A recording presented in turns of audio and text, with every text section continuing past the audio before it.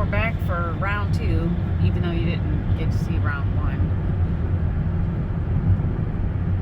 We'll try to video a little bit today with what we're picking up.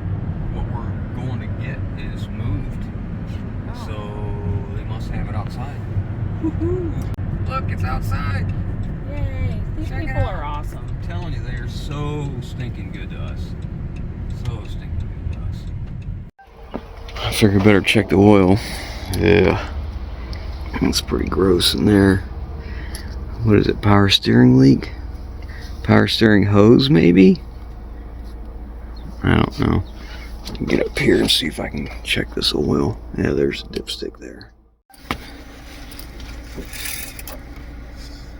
Let's see. Well, might be okay.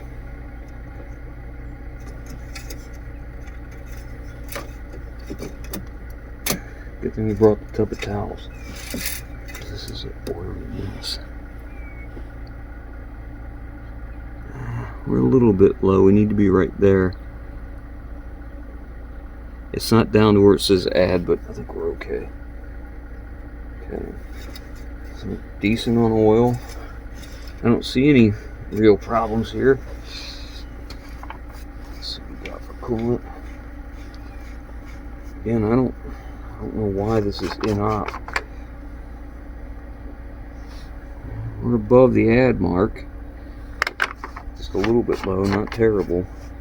Serpentine belt looks good. I mean, everything looks to be intact. It doesn't look like it's been disassembled. You see that? I mean, I don't see any reason why it would be in-op.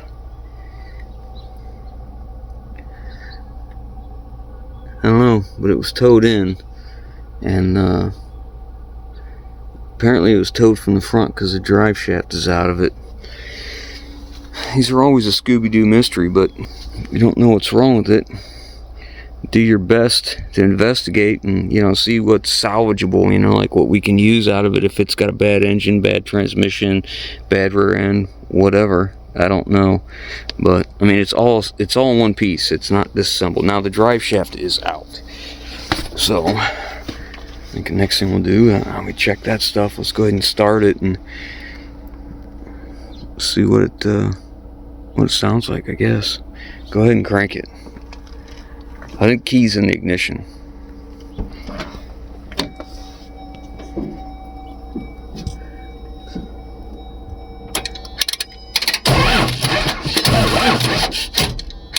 Yeah, I don't think that battery's any good.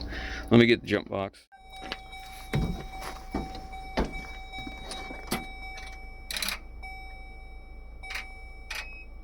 Light comes on.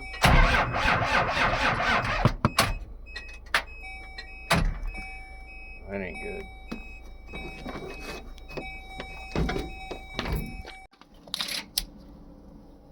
Jump box on again.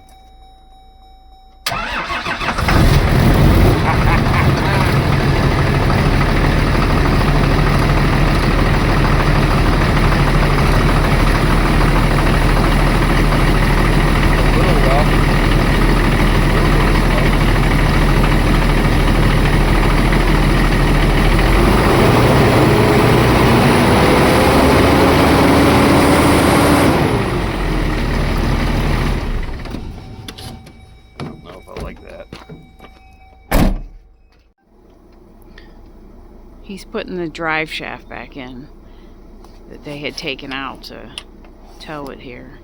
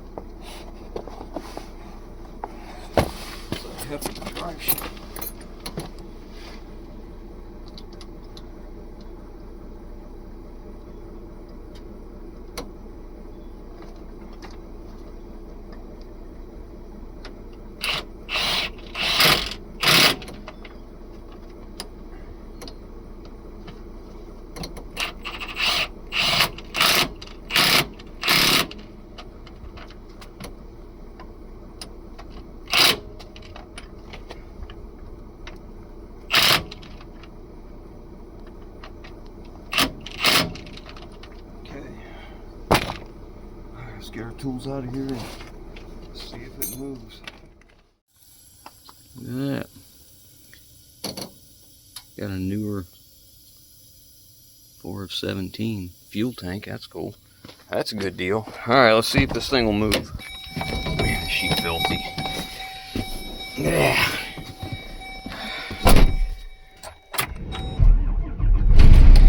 Box. I'll let it run long enough to get some air pressure.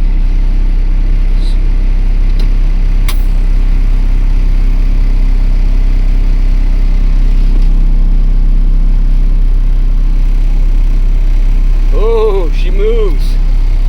Well, we got reverse.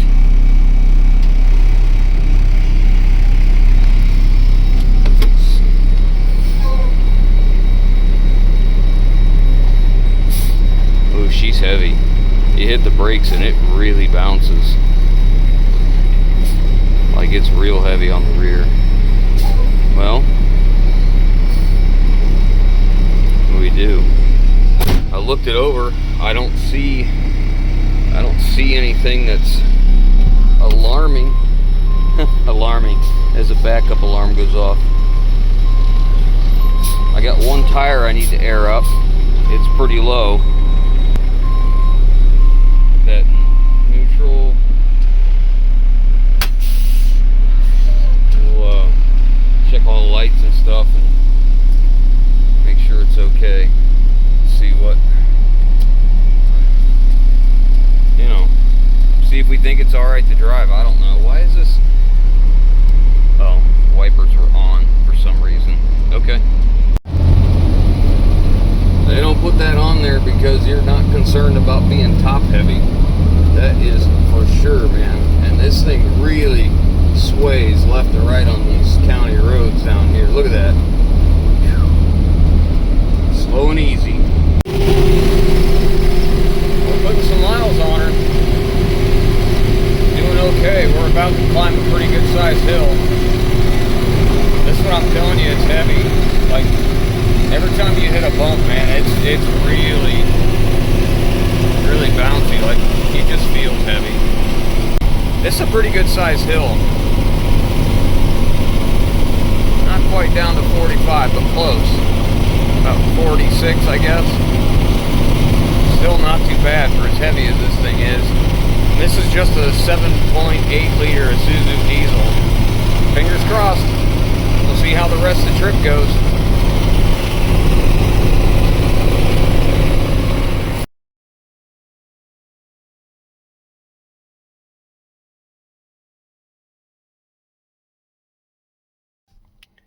Oh, that sucks. I'm dead in the water. I just lost power. Like everything cut off and it won't do anything.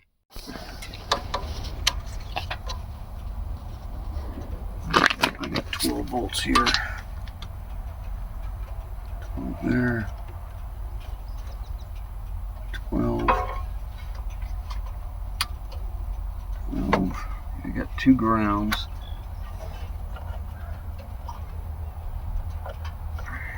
Put you between the grounds. Nope. Tells me my ground is good between there and there. Nothing on the frame.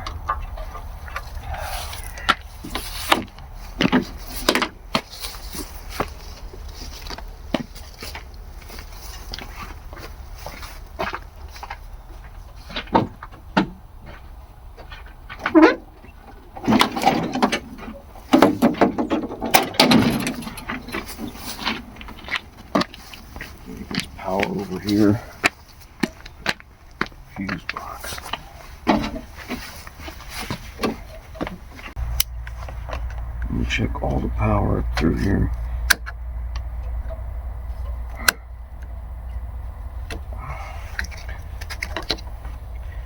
That looks pretty clean.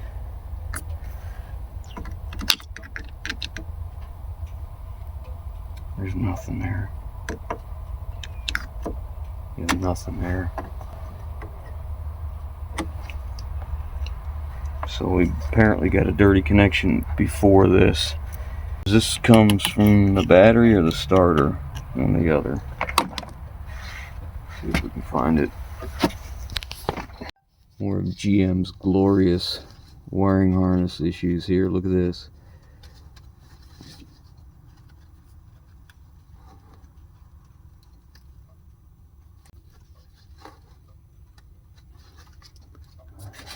I mean, I don't think that's a problem. I think we have this is where one of our battery cables comes out. Let me see if I can get underneath there. It's hard to see, but right there, this connection is, I think the connector's broke.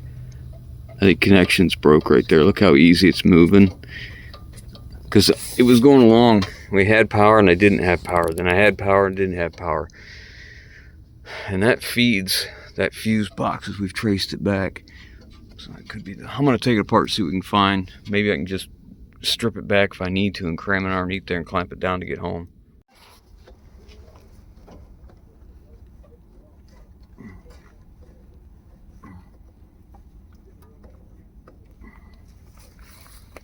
This is not easy to get in here. Yeah, I'm sure. That's off.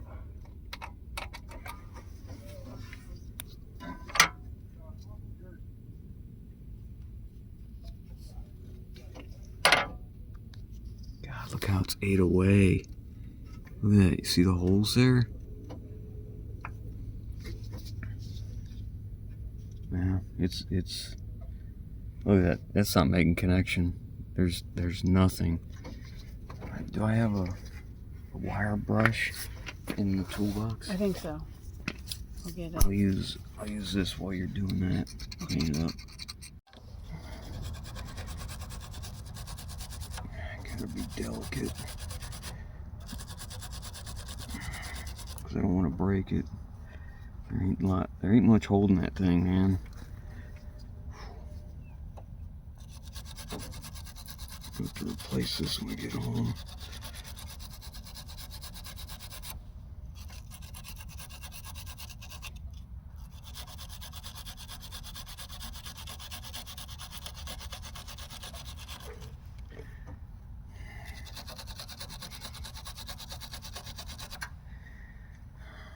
I would think that should be enough.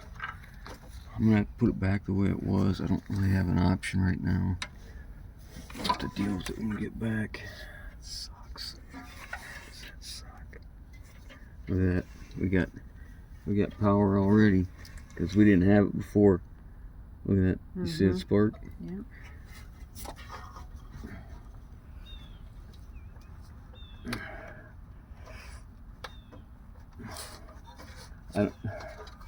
This wasn't even really tight. It was just the fact I couldn't get on it. When I put the ratchet on there, it barely even bumped it.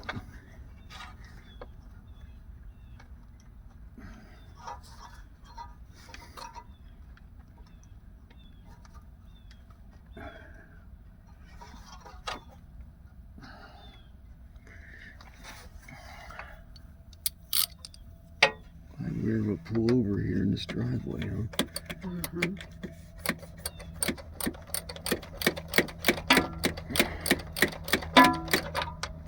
So this battery really wasn't hooked up. It's the last in the series too. Oof. We got good power now. Good Lord. I hope that doesn't break, man. I have a feeling it's gonna break. I'm gonna have to strip it.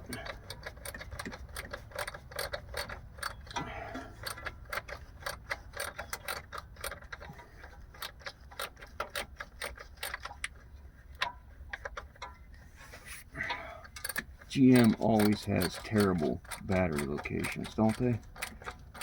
Yeah, but this one isn't as bad because your 4500, you have to take that step off and you have to have, it's really stupid.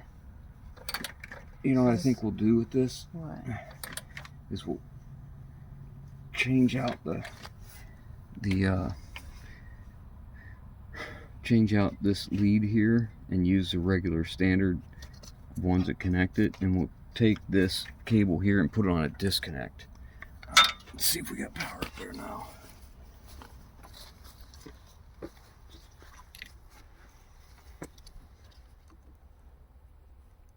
There we go. 11.9. 11.9.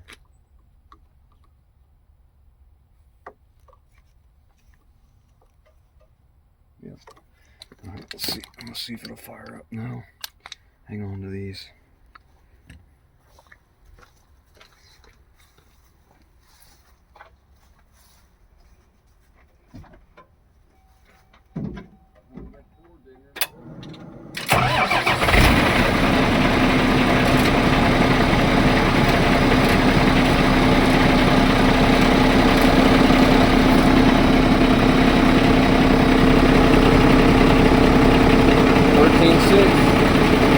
Got power. Okay. Let's button this up and head on down the road. Well, we'll give it a shot. I mean, every mile we get closer to home is a little closer, a little bit less miles of towing, I guess. All the gauges seem to be working all right.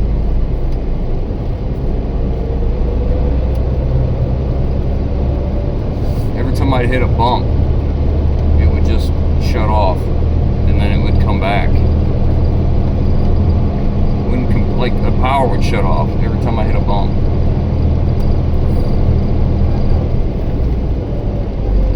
Glad this happened before we got near the expressway, because that'd be bad, you know, in traffic.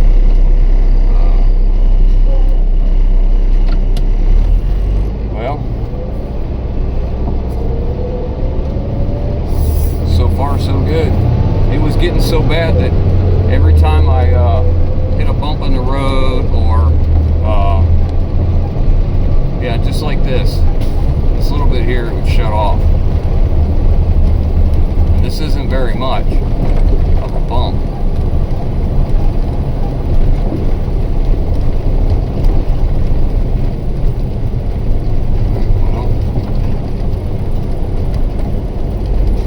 I guess we're gonna go for it.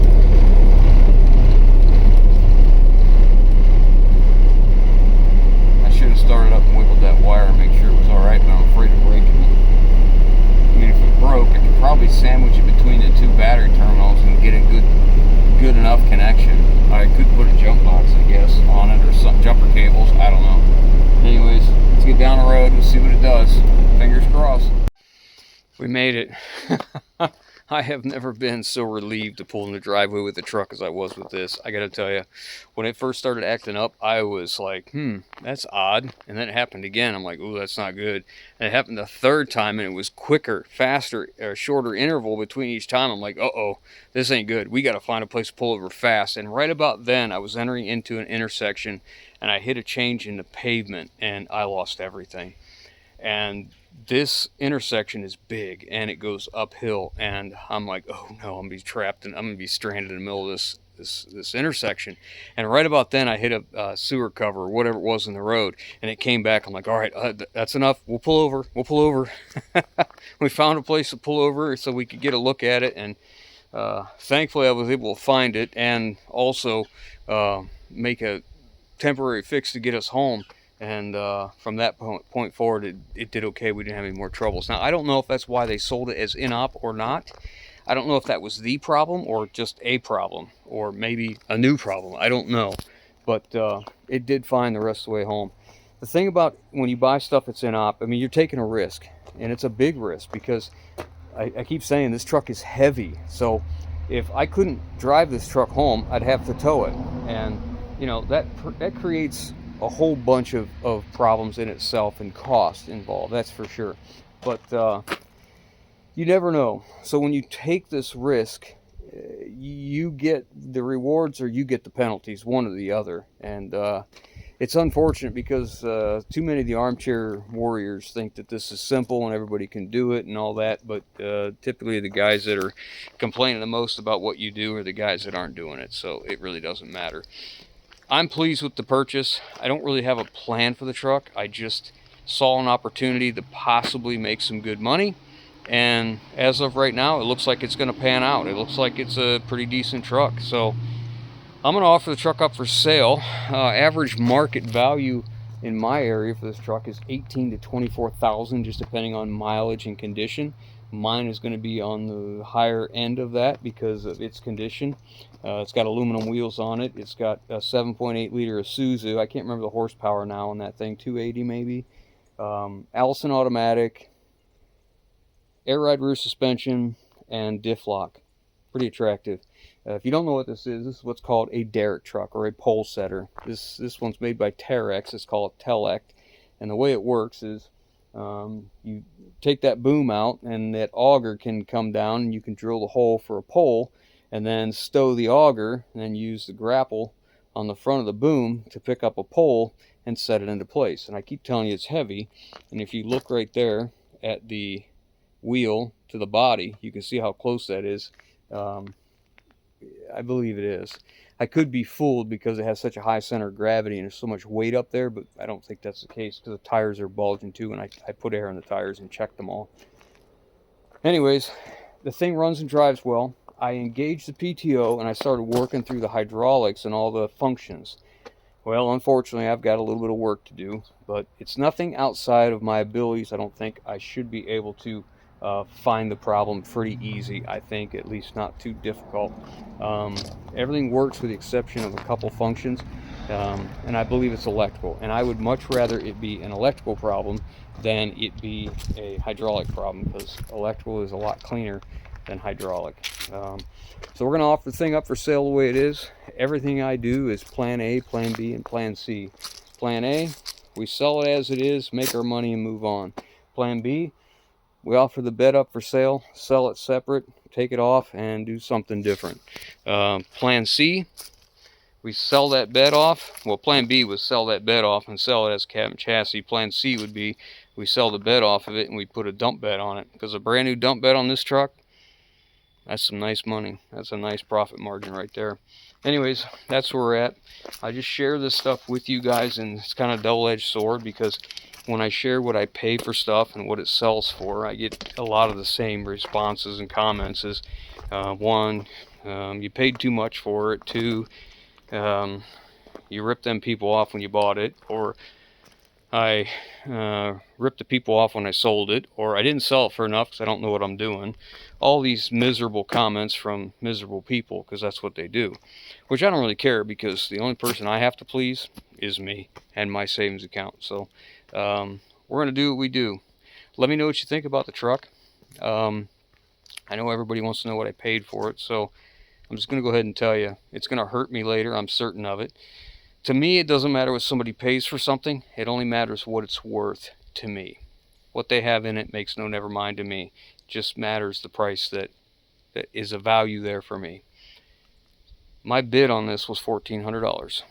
With the buyer's fee and the title fee and the cost to get it home, I'm under $2,000 in this truck.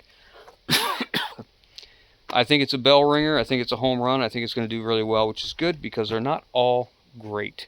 Some of them don't do as well as the others, and this will help offset some of the other stuff. So I hope that helps somebody. Again, this is not something I'm trying to do to be boisterous or brag. I'm just trying to share the experience with somebody else who's maybe looking to do this, and you got questions, you got uncertainties, and you know, when you buy the inop stuff, it's a big gamble, and this could have gone sideways really, really quick and got really expensive. So you just have to be careful. The older you get, the more of these you do, or the more stuff you buy and inspect, the better you get at finding problems or evaluating, get your right price and get your right value so you're safe. But every now and again, you get one that knocks it out of the park. I think this one will do that for us. So I hope that helps somebody. I know I'll catch flack for this later in life when I sell this truck, but it is what it is. Thanks for watching. I hope you enjoyed. I'll catch you on the next one.